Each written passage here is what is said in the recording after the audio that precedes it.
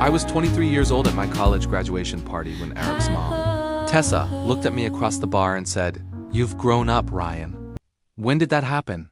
6 months later, I was in her bed while her husband was on a business trip, and my best friend had no idea I was sleeping with his mother. Welcome to Ryan's Revelations, where we bring you true stories of forbidden relationships, betrayal, and the devastating consequences when you cross lines you can never uncross. What you're about to hear is the real confession of a young man who fell into an affair with his best friend's married mother, a woman 19 years older than him, a woman whose son trusted him like a brother. This is a story about forbidden desire, age gap affairs, and what happens when you betray the person who matters most to you. If you're new here, hit that subscribe button because we post true betrayal stories 3 times a week. And if this story resonates with you, drop a comment. Your story might be featured next. Now, let me warn you, this one gets messy. There's no happy ending here. Just a 23-year-old who destroyed his best friendship for a woman he could never really have. Are you ready? Let's dive in. Hello, my name is Ryan. I'm 23 years old. Fresh out of college with a mechanical engineering degree, I'm still not sure what to do with. I spent the last 4 years in a small university town in Ohio, living in a cramped apartment, surviving on instant noodles and late-night study sessions. My best friend Eric has been my rock through it all. We met freshman year in a physics class we both barely passed, and we've been inseparable ever since. He's the brother I never had. The guy who'd show up at 2 a.m. with pizza when I was drowning in stress. And his mom, Tessa? She's been part of my life almost as long. She's 42, always warm, always kind. The type of mom who'd drop off cookies at Christmas or help you tie your tie before prom.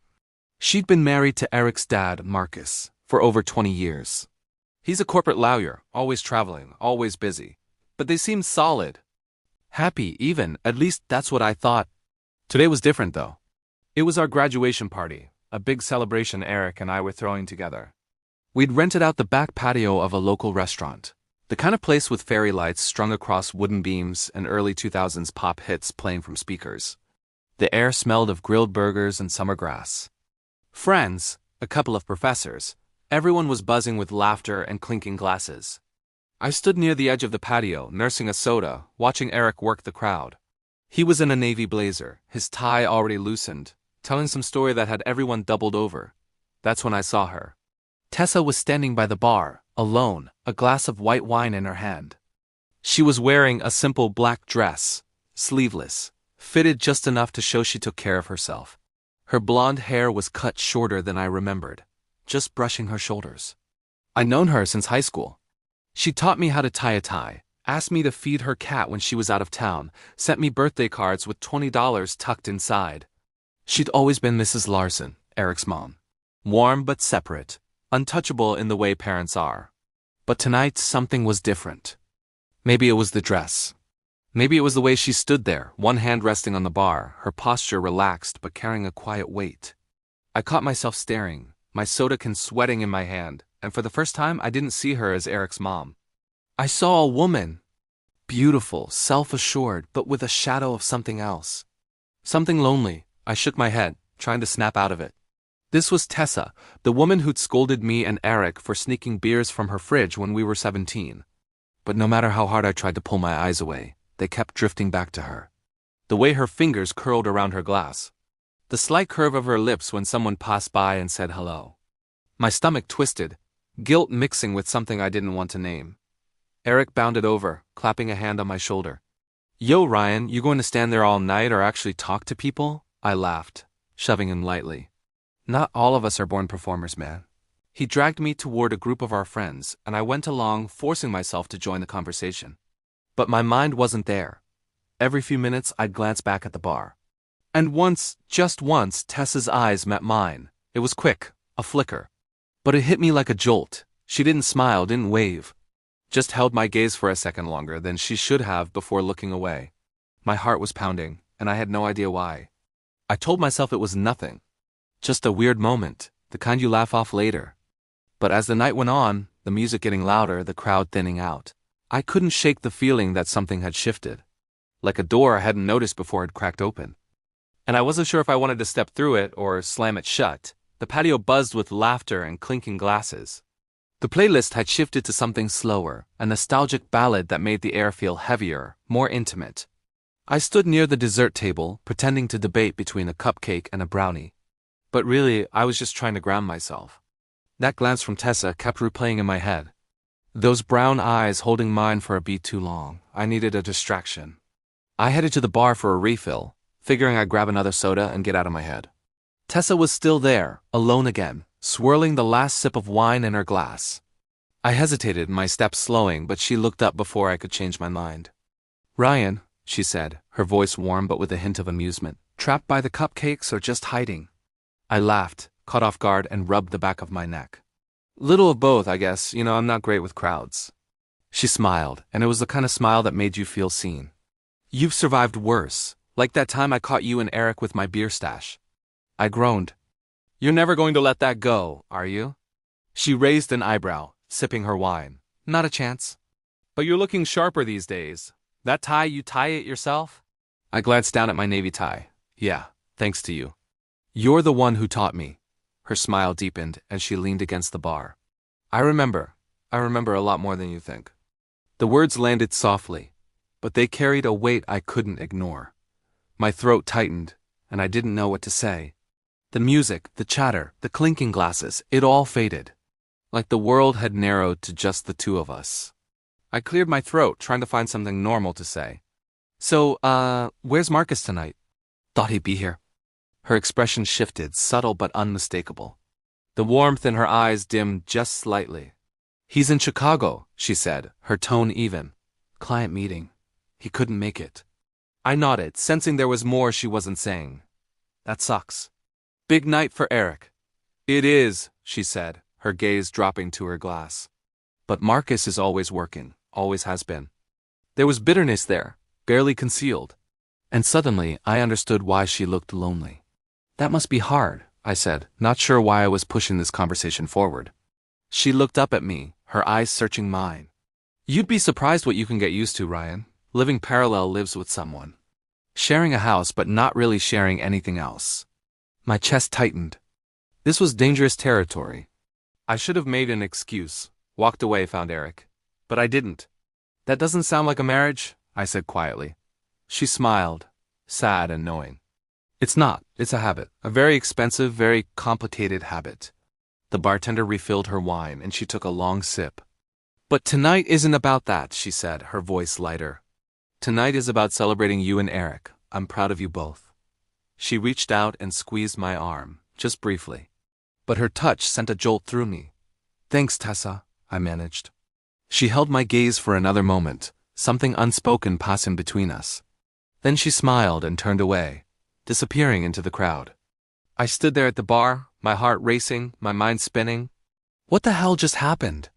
The weeks after graduation blurred together.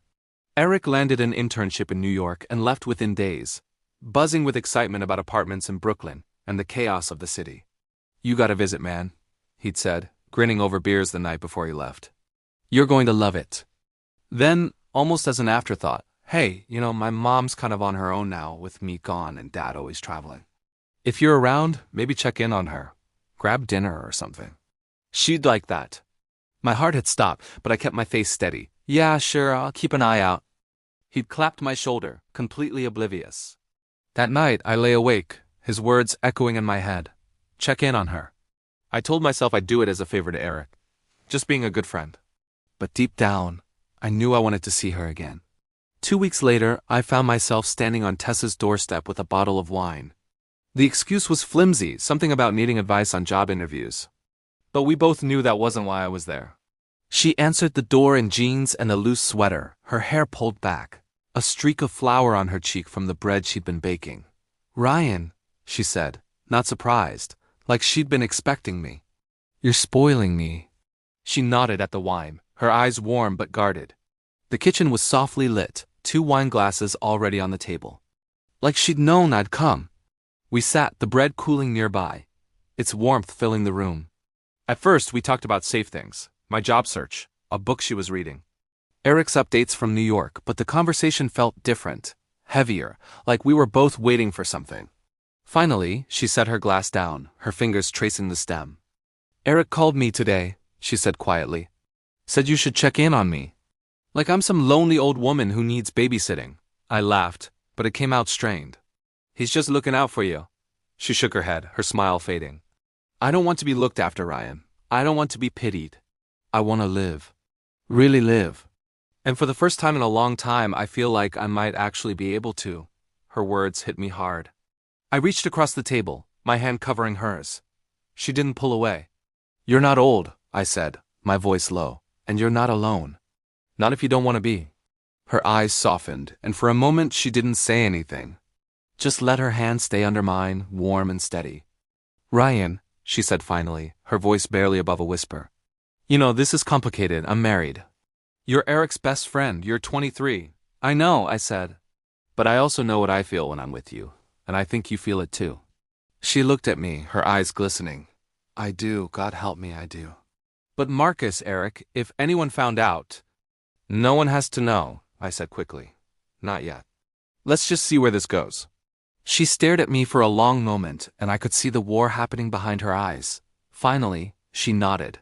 Just us for now, she whispered. We didn't kiss that night. Didn't cross that final line. But when I left, she walked me to the door, and her hug lingered. Her arms tight around me, her cheek pressed against my shoulder. Thank you, she whispered. I didn't ask what for. I just nodded and stepped out into the night. But I knew everything had changed. The summer stretched on, warm and slow.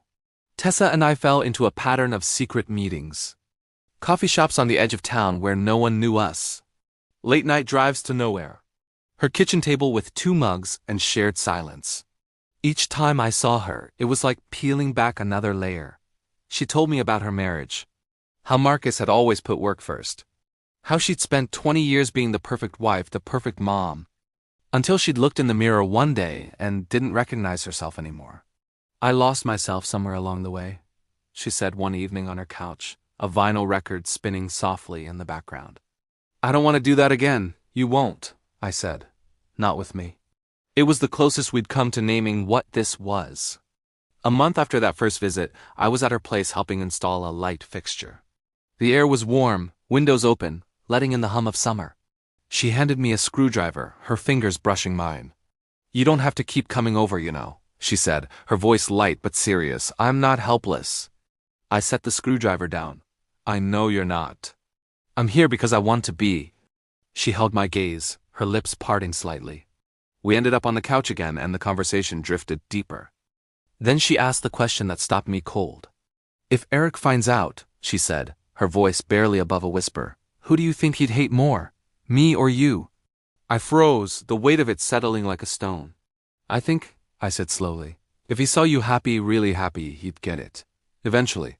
Her eyes glistened. She reached out, her hand resting on mine, squeezing hard. We didn't kiss that night either. But when I left, her hug lingered even longer than before. And I knew we were both standing on the edge of something we couldn't take back. It happened 2 weeks later.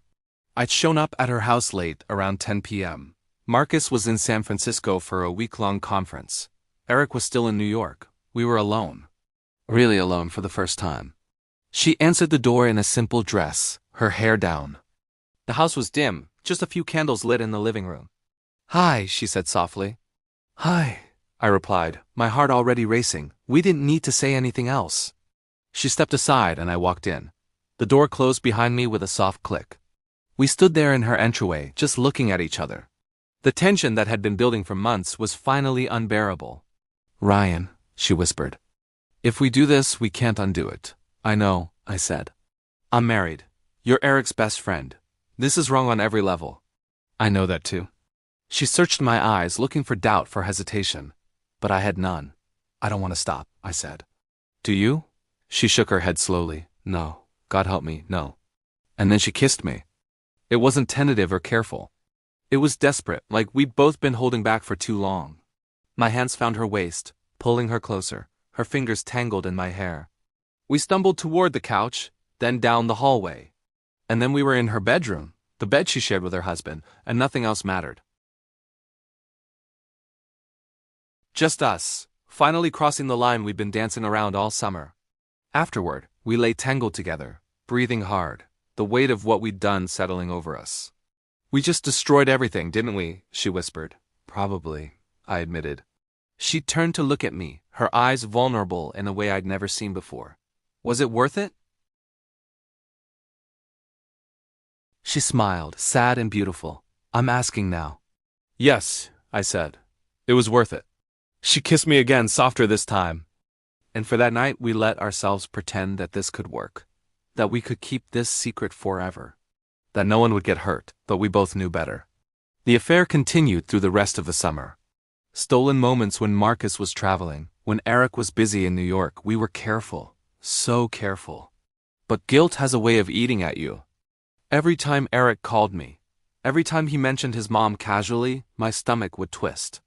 Hey, thanks for checking in on her, he'd say. She seems happier lately. I think having you around helps. If only he knew why she was happier. I'd lie awake at night thinking about the betrayal.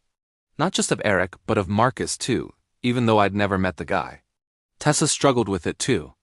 She'd get quiet sometimes, distant, and I knew she was thinking about her marriage, about her son, about what we were risking. I never thought I'd be this person, she said one night, lying next to me in the dark. The cheating wife. The woman having an affair with a kid young enough to be her son. I'm not a kid, I said. You're 23, Ryan. I'm 42. Old enough to know better. Age is just a number, she laughed bitterly. Said by someone who's never been judged for an age gap relationship. Then let's not let anyone judge us. That's not how this works, she said quietly. Eventually, this ends. Either we get caught or one of us walks away. Those are the only two options. Or we could tell them, I said. Come clean. Ask for a divorce. Start fresh.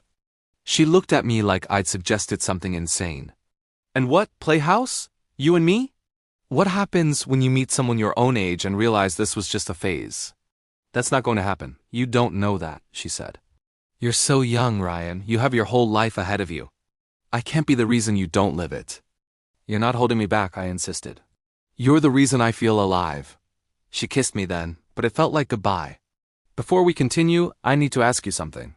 Is this love or is this a disaster waiting to happen? Is Ryan wrong for sleeping with his best friend's married mother? Is Tessa wrong for having an affair with someone 19 years younger? Drop a comment and tell me what you think. And if you're hooked on where this goes, hit that like button right now. Because what happens next is going to destroy everything. It all fell apart in September. Eric came home for Labor Day weekend, surprising everyone. He decided to visit before his internship got too crazy. I didn't know he was coming. Neither did Tessa. I was at her house that Saturday afternoon. Marcus was in London for 2 weeks. We'd gotten careless, comfortable. We were in the living room just talking on the couch. But we were sitting close, her hand on my knee, my arm around her shoulders. Not overtly sexual, but intimate in a way that couldn't be misread.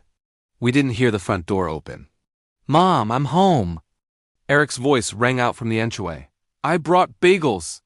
We both froze, terror flooding through us. Eric? Tessa called, her voice tight. She pulled away from me instantly, but it was too late. He walked into the living room, paper bag in hand, grinning. Then he saw us. His grin died. For a moment, nobody moved. Nobody spoke. Eric's eyes went from me to his mom, then back to me. I watched his brain trying to process what he was seeing. What? He started, then stopped. What's going on? Eric, honey. Tessa stood up, her voice shaking. Why is Ryan here? He asked, his tone hardening. Why were you sitting like that? I stood too, my heart pounding. Eric, man, let me explain. Explain what? His voice rose. Explain why you're in my house, with my mom, sitting like... He stopped, his face going pale. Oh my God, please tell me I'm wrong. Please tell me you two aren't... The silence was deafening. How long? Eric asked, his voice breaking. How long has this been going on? Since summer, Tessa whispered. Eric, I'm so sorry. Summer? He looked like he'd been slapped. You've been sleeping with my mom since summer? He turned to me, betrayal written across his face. You're my best friend, he said. My brother. I trusted you. I asked you to check on her, and you... His voice cracked. You slept with my mother? Eric, it's not like that, I started. Not like what? He shouted. Not like you've been fucking my mom behind my back? Behind my dad's back? What exactly is it like, Ryan? Don't talk to him like that, Tessa said, stepping between us. This isn't his fault. Not his fault? Eric laughed, harsh and bitter. He's 23, you're 42 and married. How is this not both of your faults? Your father and I haven't been happy in years, Tessa said, her voice trembling.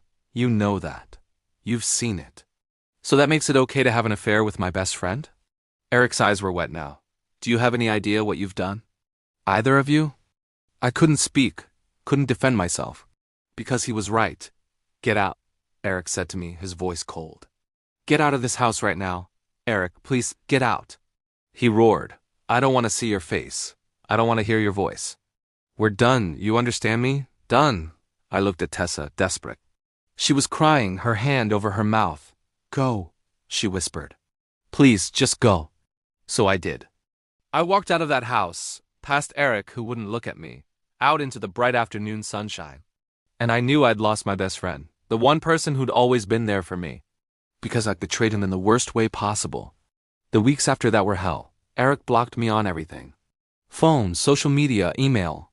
He wouldn't respond to my messages, wouldn't answer when I showed up at places I knew he'd be. He told our mutual friends what happened. Some sided with him immediately.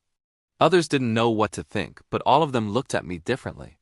Tessa and I tried to continue, but it wasn't the same. The guilt was too heavy, the consequences too real.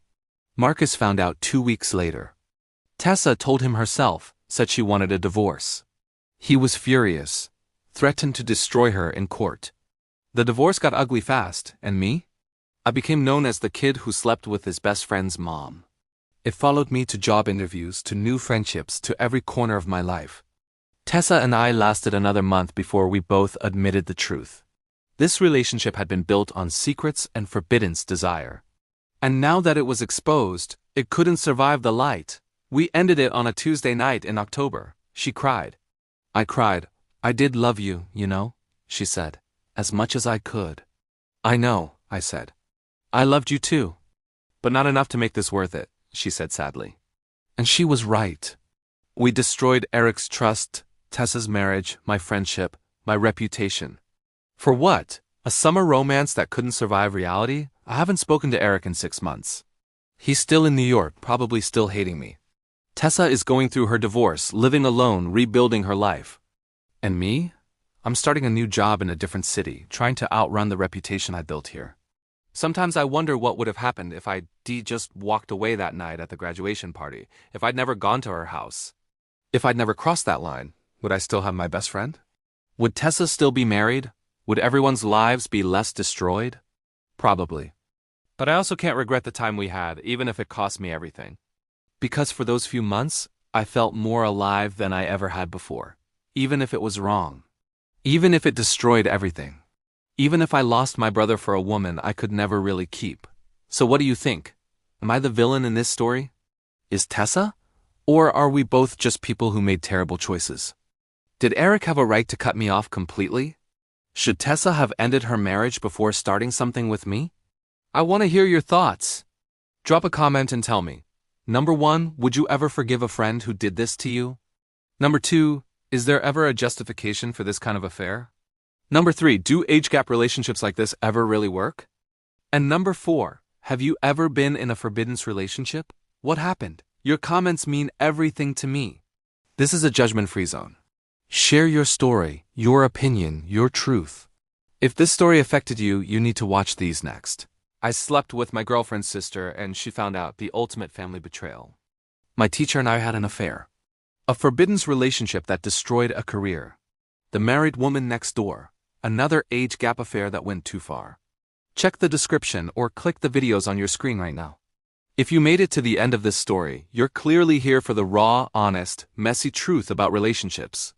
Hit that subscribe button and turn on notifications. We post 3 times a week, every Monday, Wednesday, and Friday, with more true confession stories like this. And if you want to see more forbidden relationship stories, smash that like button. It helps this channel grow and bring you more real stories from real people. Thank you for listening to this Ryan's Revelations exclusive. This was a true story about forbidden love, age gap affairs, and what happens when you betray the person who trusted you most.